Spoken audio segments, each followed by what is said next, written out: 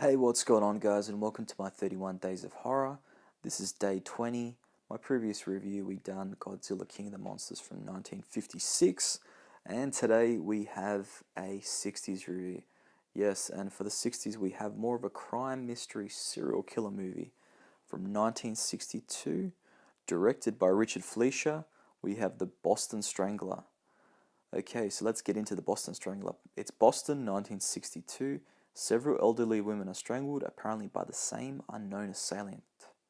An investigation ensues, but clues lead nowhere. Then the strangler starts to attack younger women.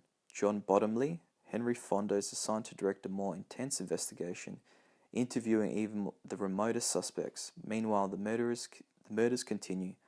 Diane Clancy, Sally Klinneman, survives an attack but remembers that she bit her attacker's hand. When Albert DeSalvo, who's played by Tony Curtis, who's fantastic, is caught breaking into an apartment, his mental capabilities are questioned. He goes to the hospital for an observation, and there someone notices a bite mark on his hand. Right, so that's the Boston Strangler. Obviously based on the actual serial killer, the Boston Strangler.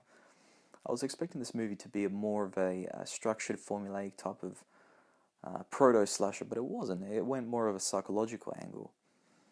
And it follows more of the investigation as well, so it has a crime mystery type of thriller. Akin to movies like Maniac, where you follow the serial killer day to day, certain angles, his lifestyle, the way he thinks.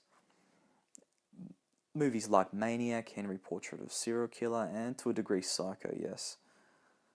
And George Kennedy is a very good detective in the movie, so he plays more of a hard-nosed detective. He's following the investigation. He's interviewing a lot of red herrings that you're following.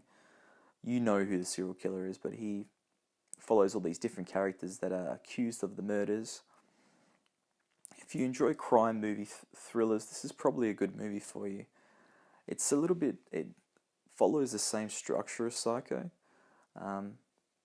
Mental illness being the proponent of these murders, similar to Psycho, where Norman actually has a mental disability, and this is why he's usually killing most of his victims.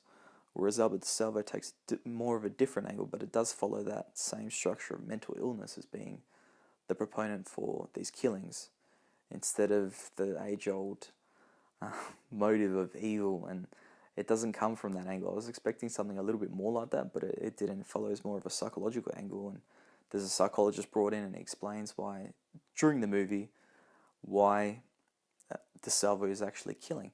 And it's good because it shows the fact that I guess he's not really a bad person, he just has a mental illness, and they follow that structure really well.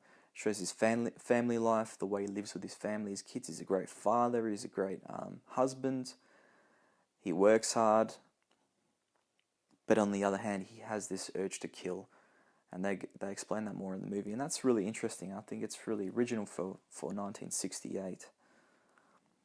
So it does follow that angle of human psychology instead of the age-old thing that he is killing because he's evil, or he has something inside him and he needs to be stopped. And it really shows a dark side of the 60s. When people are being investigated, it shows the characters' lives. I think a prostitute is interviewed and shows the dark, more gritty side of Boston, and a very prominent, affluent man of a homosexual community. I'm not sure if that's right. From a gay community, I would say, but in the movie they refer to it as the homosexual community. And he's accused of actually being the Boston Strangler. And there's a great piece of dialogue between him and George Kennedy, where he actually interviews him in the bar, and George actually explains that he's actually been dobbed in by his conservative neighbours. And he explains to him that the only reason that I am vilified for what I've done is because of my lifestyle, and he's just a regular guy.